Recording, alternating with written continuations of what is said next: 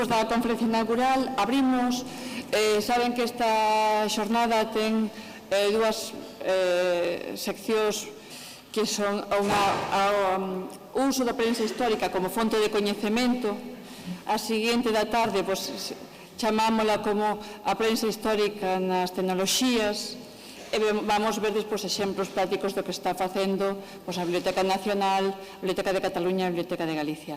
Entonces, sin máis, paso a presentarlles a don José de Cora Paradela, que foi redactor da Axencia EFE entre 1970 e 1979 en Madrid, e correspondente alí de periódicos como El Progreso, Ferrol Diario, Región de Oviedo e La Voz de Avilés.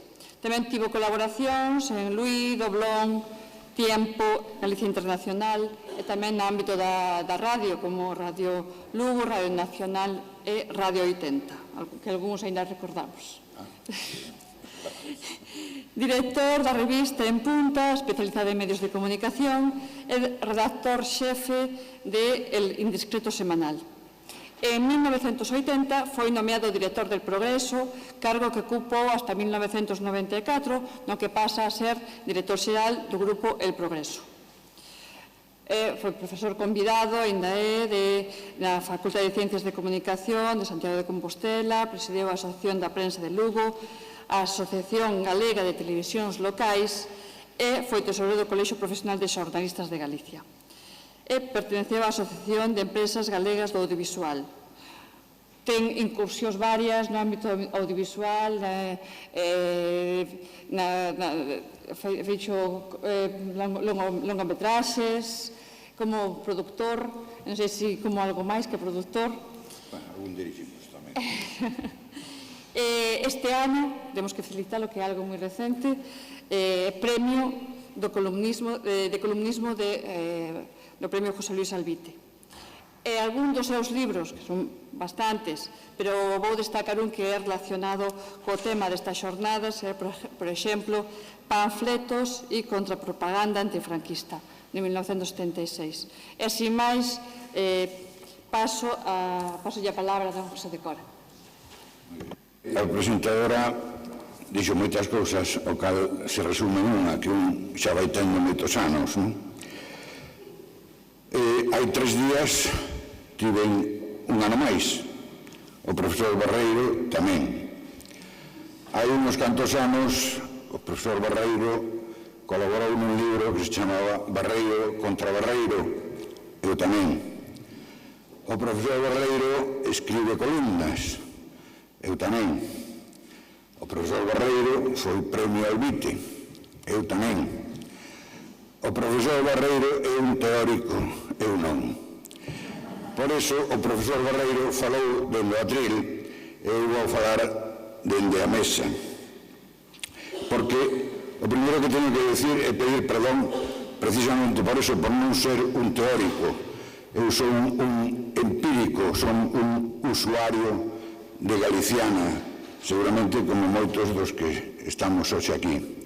Por lo tanto, a miña experiencia e a miña, digamos, o que me facilita a posibilidade de decirlles sí aos organizadores, é dicir, sí, contade comigo, que vou a estar ali ese día, é porque son un usuario diario, moi frecuente destes novos servizos. Por lo tanto, vou falar desde un punto de vista da experiencia, da miña experiencia, do contacto que tiven con Galiciana e cos seus resultados, evidentemente. Todo isto comeza, para min, comeza un día en que na redacción do Progreso chama un señor que di que vive en Avilés, que se chama José, e que me pregunta a mí, non sei por qué, supoño que porque me leerían algún artigo, algún reportaxe, ainda non o sei moi ben, pero me pregunta así, casi de sopetón, onde está soterrado o meu avó? É unha pregunta difícil de respostar, evidentemente, porque nin coñezo o seu señor de Avilés, nin coñezo o avó, nin sei as circunstancias nas que pasou a morte deste home. bueno, dígame, non sei se lle podo botar unha man. El quería que mirara na colección do Progreso, unha colección que levamos facendo dende o 17 de agosto de 1908, é dicir que estamos a piques de cumplir os 110 anos de historia, conectado co que decía o profesor Barreiro. Bueno, somos deses xornais que superan as xeracións anteriores, superan fazer as cousas para non só fundarse en esa época, en 1900, a piques, vamos, pouco despois do nacemento do século XX, sino manter durante toda esa historia unha publicación diaria e chegar ao século XXI, chegar a 2018, pois en plena vixencia e en plena saúde, máis ou menos atacada polos medios digitais, precisamente entre os máis peligrosos para o papel, pero non para a empresa, porque a empresa pode reconducirse, pode vivir moito tempo máis, ao mellor, cando o soporte non sexa o papel. Ben, volvamos ao caso. O caso deste tipo de Avilés, que por sorte para min, por sorte, por circunstancias que non podo calibrar, non podo decir que fixera nada por merecelas ou desmerecelas, pero o caso que chama ao periódico e me pregunta eso. El sabe que o seu avó, un señor de Pontevedra, morre en 1911 e, por lo tanto, cree que morre na provincia de Lugo, porque se desplaza de Pontevedra a Lugo, e que eu, como director xeral del Progreso, pois, bueno, teño acceso a unha información que lle pode dar unha pista a él para ir a, supoño, poñerlle unhas flores na tumba do seu avó. Ben, evidentemente, se a pregunta fose, en vez de, isto foi en 2014, 2015, é dicir, hai 4 ou 5 anos, se esa pregunta fose feita, por exemplo, 10 anos antes, xa non digamos moito máis antes, eu estaría casi en condicións de decirlle a ese home que se olvidara, que non había posibilidade de atopar ningún dato, polo menos da miña parte, porque sí, podería achegarme á colección do Progreso e ir número por número, pois intentando buscar o nome que me di que é o seu avó. Pero claro, existe Galiciana xa.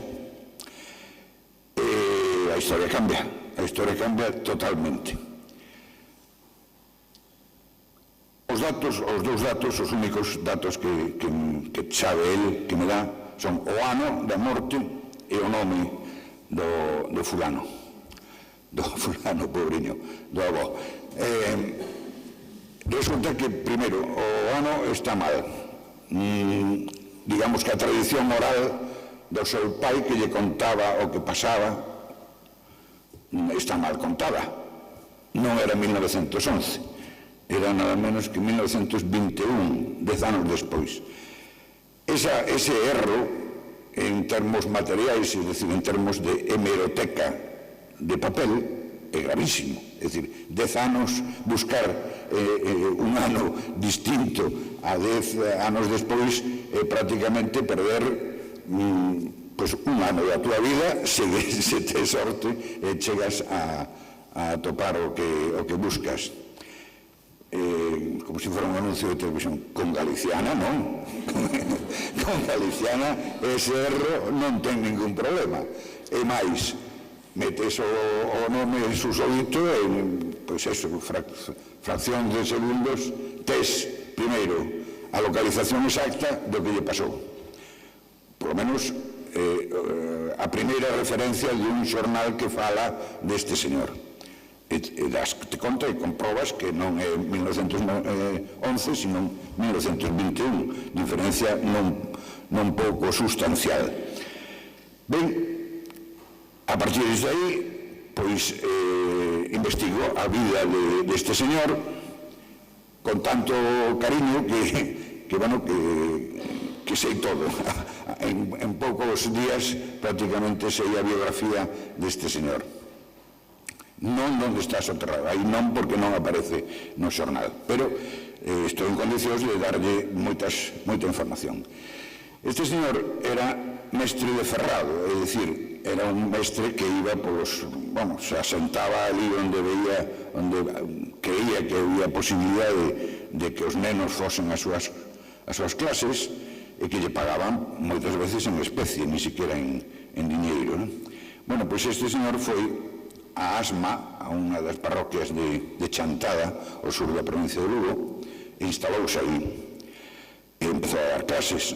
Era un home culturalmente moi desenvolvido, con unha visión do mundo diferente da que tiña outro mestre que vivía a poucos metros e que tiña posta a escola. Entón, o éxito do novo mestre, do mestre de Pontevedra, quero lembrar que era de Rodeiro, exactamente, moi cerca de, relativamente cerca de Forcarei, e viña, instalábase ali en Chantada. Está traballando pouco máis ou menos un ano e pico, ten un neno de 10 anos chamado José, que é pai do que vive agora en Avilés, o que vive en Avilés e que me chama a min, non o dixen, tiña 60 e tantos anos, é dicir que é unha persoa xa formada e todo isto. É dicir que temos o mestre, que é o avó, o José, fillo de 10 anos, e este neto que vive en Avilés. Ben, entón, en determinado momento, un domingo, a muller deste home vai a misa pola mañá, ás 10, e ve que na porta, detrás da porta, deixaron un paquete moi ben atado, con unha corda moi forte, e avisa ao marido que o marido, polo visto, o mestre non iba a misa, ou polo menos non iban a esa misa. E mira, aquí hai un paquete e tal, cando te vistas, pois collo o que lle diría, non sei. O caso é que o me colle o paquete e non pode quitarlle o cordel. Entón vai por unhas teazas, non sei o que utilizaría, e xa con forza quita a atadura e hai unha explosión terrible e morre o avó. Din as crónicas que atopamos gracias a Galiciana que a súa cabeza aparece a 15 metros de onde estaba o cadáver, o resto do cadáver decapita-o absolutamente, o neno recibe, estaba ahogado, ten alguna ferida, pero non mortal, el queda absolutamente destrozado e tal. Bueno, pois resulta o que son as cousas da vida, que o xornalista que fai esa información para o Progreso é meu tío Antonio de Cora, que asinaba Orca en as súas crónicas. Ele era abogado criminalista, ademais, pero periodista, mesmo un caso moi semellante ao que foi en Pontevedra, no diario de Pontevedra, Prudencio Landín Tobío, que era abogado criminalista e, ao mesmo tempo, fillo do fundador do diario de Pontevedra e xornalista, e practicaba o xornalismo. Bueno, pois claro, cando atopo este tipo de información, e ademais atopo uns comentarios que fai o meu tío, e lástima que o domingo precisamente non funcionou telégrafos, non houve servizo de telégrafos, que senón esta noticia publicaríamola, se publica un martes, publicaríamola o luns, é dicir, moi moderno. En 1921 estamos falando de unha práctica xornalística, digamos, moi moderno, en el sentido de que o xornalista láiase de que non pudera publicar a noticia 24 horas antes. Claro, hoxe eso sería terrible. Hai xornais que se perden unha noticia 24 horas despois xa non a publican porque se considera que non é, porque está morta, está fora de toda actualidade, non? Ahora, traxen isto, non é que vai a leer nada, pero quería quería que se vira este asunto. A partir de ese momento, desa solución do caso deste mestre e do seu neto asturiano, aquilo da investigación con Galiciana e tal gustoume.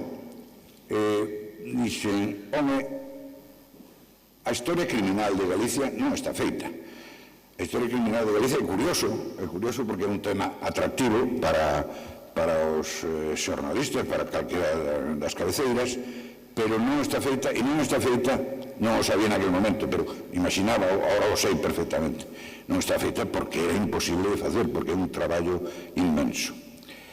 Estes volumes que están aquí recollidos son fotocopias de páxinas de xornal, páxinas enteiras, cada unha delas.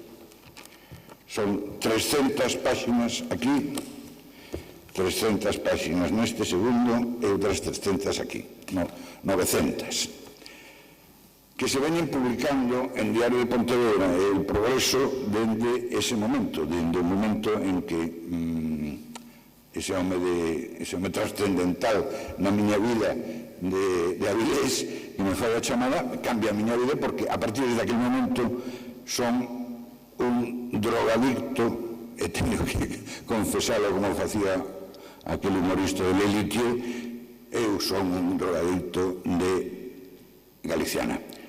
Non hai día que non entre e non hai día que, se non fago consultas, síntome mal, realmente mal, porque falta algo, falta un componente vital. Eu penso que ten algo de droga, evidentemente, porque non sei se alguén pode compartir esa sensación, pero é realmente curioso, porque internet tamén ten algo desto, non? Pero isto é moito máis para un xornalista, para un investigador, para un historiador. Eu non o son un simple aficionado, un xornalista, sí, pero eso de atopar, eso da facilidade de atopar o dato no momento que é publicado, ler o xornal do día, sexa do tema que sexa, estamos falando de crimes por falar, pero estou facendo outras moitas investigacións de cousas curiosísimas que eu creo que incluso moitas veces superan o libro, non porque teñan unha información determinada que non exista no libro, sino porque vas directamente a coller aquilo que queres, é dicir, metes como se fueras un pescador, metes a caña directamente onde está a troita e colles a troita, pois eso, con unha facilidade bárbara. Eu creo que decir isto nesta xuntanza tampouco ten ningún mérito, porque estamos todos máis ou menos, supoño, moi convencidos desas ventaxes de Galiciana, das novas técnicas que nos ponen nas nosas mans. Eu traía, a partir de aquí, deste conto, traía a intención de facer un relato de algunos dos crimes e como foron, pero en realidade a muller é máis interesante, máis bonito, pero en realidade ao fin e ao cabo sería repetir un pouco o que pasou co primeiro, o que pasou con este de Chantada. Hai cosas realmente curiosas. Aquí hai ahora mesmo recollidos, porque non é un crime por plana, hai algunas planas que recollen 3 ou 4 crimes, aqueles os que non deu tanta información, ou non hai, ou non son tan importantes, ou son simples homicidios. Hai que decir que a prensa de hoxe non sabe escribir sucesos, é unha autocrítica que fa. Son preciosas as relacións que fan, libres, subxectivas. A obxectividade é un concepto moi moderno que aparece despois e que, por unha parte, facilita a información, no canto que estamos todos obrigados a cumplir unhas normas que, como, cuando, por qué e todas esas cousas que sabemos, e poñerlas en unha pirámide invertida, pero os xornalistas de, bueno, pues, dos anos 10, dos finais do século XIX, todo isto non teñen ninguna desas normas, ni siquiera, bueno, decir, afortunadamente para eles, ni siquiera estudian xornalismo, estudian outras carreiras e teñen gusto e facilidade e teñen cultura por facer literatura, por facer xornalismo. Por lo tanto, o relato dos seus, cando son cronistas de sucesos, os seus relatos son preciosos, non cheos de adxetivos, cheos incluso de detalles morbosos que hoxe non sería capaz de publicar a prensa, por autocensura. É dicir, nós temos moita liberdade e moito, decimos, presumimos de moitas cousas, pero o certo é que o modernismo ou a forma de facer xornalismo na modernidade foi nos facendo tamén autocensurarnos en determinados asuntos. Por exemplo, suicidios. O suicidio está prohibido, se publican algún, pero digamos que o xornalista ten a sensación, se non se o di ya directamente o director, que o suicidio é un acto íntimo, é un acto de unha decisión dun home que en determinado momento toma moi desgraciada e que debe estar fora das páxinas do periódico, ben porque molestaría a familia do suicida ou o propio suicida. Pero non ocorre mellor con outras cousas, non? Ocorre exactamente con isto. Ansón, Luis María Ansón, dixo no seu momento que deberíamos, a prensa debería afastar e non publicar nada de ETA, non publicar nada que fose relato dos atentados de ETA, pensando que era un xeito de que podía rematar, dese xeito podía rematar o componente propagandístico que a banda pretendía con cada un dos atentados. Evidentemente non foi adiante, porque non pode haber unha bomba explotando en Basauri ás 11 da mañá, matando a 11 guardas civiles, por exemplo, e ao día seguinte o periódico non dicir nada. Ayer en Basauri bailaron un baile moi bonito e tal, non. Onte en Basauri morreron, non queda outro remedio. Pero, bueno, hai ámbitos nos que sí, por exemplo, este que decíamos do suicidio. Bueno, pois as crónicas de sucesos destes anos, porque a todo isto levamos 900 entregas, pero o avance no tempo, ainda non, en Lugo, vou polos anos, vamos, tamén a colaboradora Mercedes tamén, que grazas ao equipo que formamos podemos dar este avance. En Lugo vamos polos anos 30, empezando en 1820 tantos, vamos en 1930 e o que te rondaré Morena, porque ahora veñen os anos 30 que son cheos de morte, ainda que non tanto. Hai a guerra, evidentemente, o 36-39, onde se mata a esgalla, pero vimos de unhas décadas, que son as primeiras do século XX, que aquí en Galicia se mata con unha facilidade bárbara, pero unha cousa a mínima, tanto na cidade como no campo. Hai o homicidio rural do estacazo do fulciño ou do machete cada 2 por 3, pero tamén na cidade. E tamén a muller, que é outra noticia que nos din por aí, que tal, non, a muller non mata, a muller mata igual que o home, a muller menos, a muller, quero dicir, estadísticamente pode estar por debaixo do que mata o home, pero mata con distintas armas. Por exemplo, suele utilizar máis o machado, máis o veleno, e menos a escopeta, e menos a pistola. Non é por dar ideas, pero, así é a vida. E dentro do matrimonio, claro, dentro do matrimonio é onde se produce o maior número de crimes, iba a decir crimes conjugais dentro do matrimonio, evidentemente. Non, pero a muller mata ben, a gusto.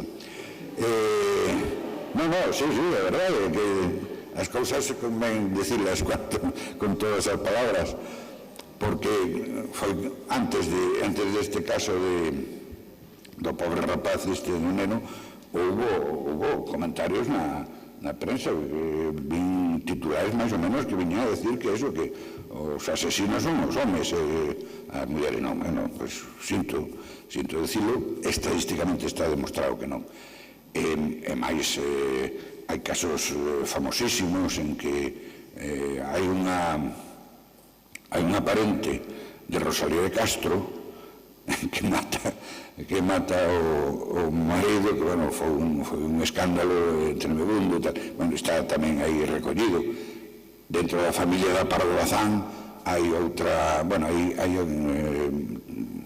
outro asesinato. Bueno, non hai familia sen cadáver no armario, non podo dicilo de algún xeito, non? E cada vez é peor, porque, claro, se estamos en Pontevedra, estamos con os anos 30, cos anos 20, en Lugo con os 30, ata agora falaba, como por exemplo este de Chantada, preguntando polo avó, pero es que agora empezan a aparecer os pais de xente que ainda está viva, e seguimos avanzando, van a aparecer os propios asesinos, o cual vai a estar moi peligrosa esta sección, non? Eu quería tamén, non estaba previsto, xa digo que quería irme máis polo campo dos crimes, pero en realidade pode ser máis útil esta outra reflexión. Foi tamén a raíz da intervención do profesor Barreiro que se me ocurriu. Estamos a falar, no fondo, evidentemente de técnica galiciana e técnica frente a outra distinta que estaba operativa antes, non? Aí temos, esta sala está presidida polo famoso Comezo de Balbino e metade do século XX. Bueno, pois 60 anos máis antes desa frase, que está referíndose a un rapaz da aldea que evidentemente non ten contacto ni con internet, ni con, sabe, ninguna das modernidades que hoxe nos axudan a coñecernos mellor, non?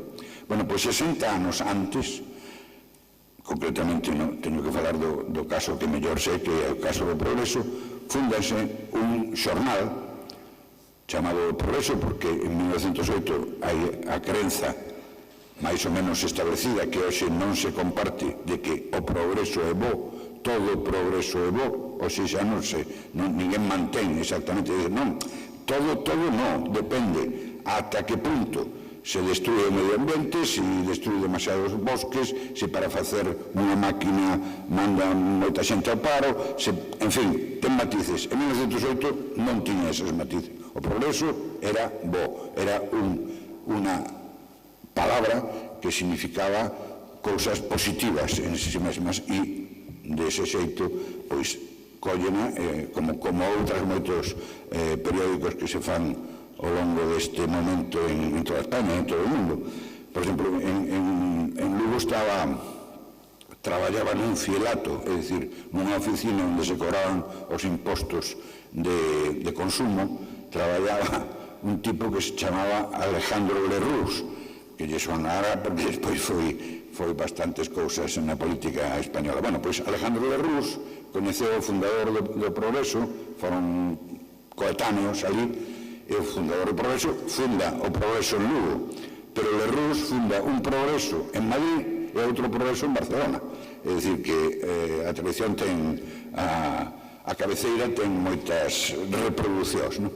Bueno, pois este momento fundacional de 1908, hai que imaginar, eu, porque o sei, e facendo moito esforzo, pero é moi complicado, porque non utilizan a electricidade. Só con ese concepto xa podemos dar conta de como era aquelo, non? A electricidade existía, a luz eléctrica, evidentemente, sí, uns anos antes, e servíalles para ter unhas bombillas de luz amarela apagada, prácticamente mortecina, que pouco lles daba máis que por estar encima do papel, non? O redactor quería un papel e un plumín, a veces hasta aqueles lápices que se mollaban na lingua que podías escribir despois con casi unos colores violetas. Ao final, esa cuartilla pasaba ao redactor xefe, que facía alguna anotación, alguna corrección.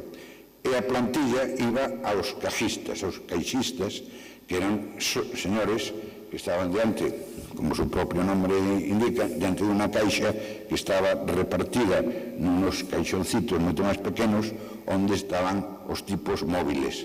O tipo móvil é o invento de Gutenberg. Dende Gutenberg a 1908 non pasou, tecnolóxicamente non pasou nada.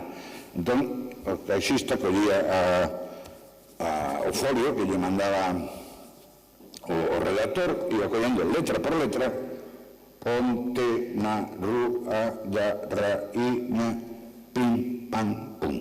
4 páxinas cheas de tipos móviles. É dicir, a man. Eso pasaba a un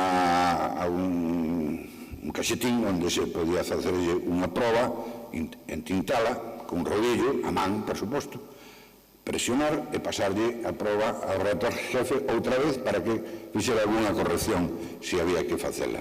Naturalmente a corrección era quitar un S que estaba mal posto e coller a T ou que fora. A man, seguimos. Unha vez que isto estaba rematado, pasaba a unha estructura que ten a forma da páxina de xornal, chamase a rama. E esa rama, unha vez que estaba completa, axustábase con un sistema de axuste para que quedara preto. Entón, de aí pasábamos a unha máquina que é unha especie de sacacorchos ou destes que hai para explotar as noces, que se van dando voltas, van baixando e tal. Bueno, pois eso transformado en unha gran prensa do tamaño da plana do periódico.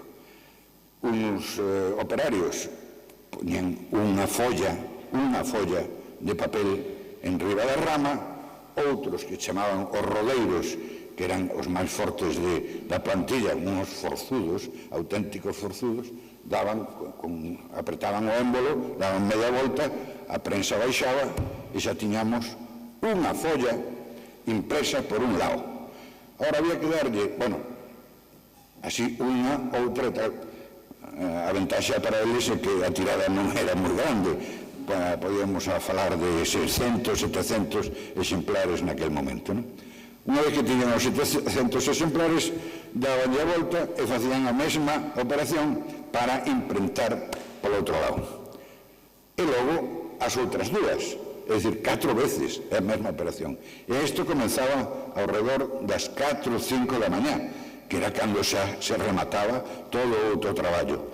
E nada máis rematar, que era sobre as 10, 11 da mañá, que era cando podíamos ter un xornal disposto para a venda, había que empezar o traballo contrario, é dicir, a rama había que desfacela letra por letra e volvela aos caxetíns daquelas estructuras de madeira onde as contiñan para que 2 horas despois volveran outra vez a compoñer a noticia do novo día. Non hai electricidade en ningún momento no proceso de fabricación do xornal en 1908. Eso que estamos describindo, e hoxe que ten que ver? Onde está a continuidade? Claro que hai continuidade no exercicio do xornalismo, no afán de publicar, pero tecnolóxicamente é que unha cousa tan extraordinaria, eu estou convencido que se aqueles profesionais resucitan e ven como facemos hoxe o xornal, como está Galiciana, como podemos bucear naquele coñecemento, pois non dan crédito, non? E ese é a nosa gran vantaxe, pero tamén o noso compromiso de que a tecnoloxía non nos deixe fora do punto de vista humanista, do punto de vista de non perder, digamos, ao home, porque é o fundal. o punto fundamental do noso traballo e do noso servizo, a conexión do mundo da comunicación con cada un dos lectores. Non sei, comandamos? Xustos, non? Moi ben. Non, está todo dito, además, pois eso, con as presas destas jornadas. Eu teño que volver, para rematar, a decir a miña admiración a todo isto, a miña drogadicción, que penso seguir con ela, é dicir, non afastarme de esa porque é un disfrute magnífico. Estou investigando.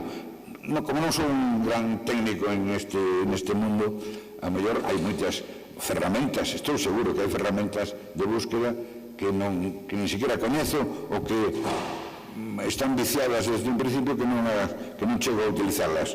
Pero, bueno, buscando, tamén vas atopando, non?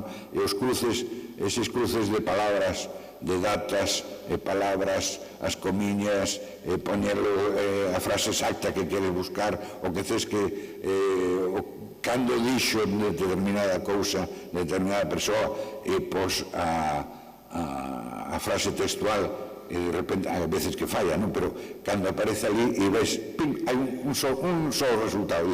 É que agora non quero 100 resultados, quero un, que é este, que é o que acabo de atopar.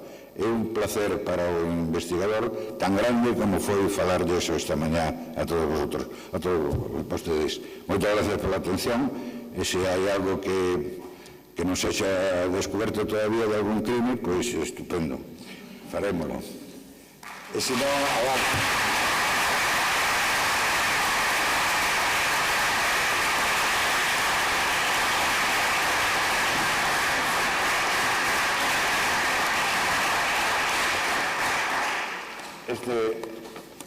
Lo que falábamos ao principio, non sei se de onde está enterrado meu abuelo, e esta é a foto da casa onde sucede a explosión que fomos a buscala, claro, despois daquela historia.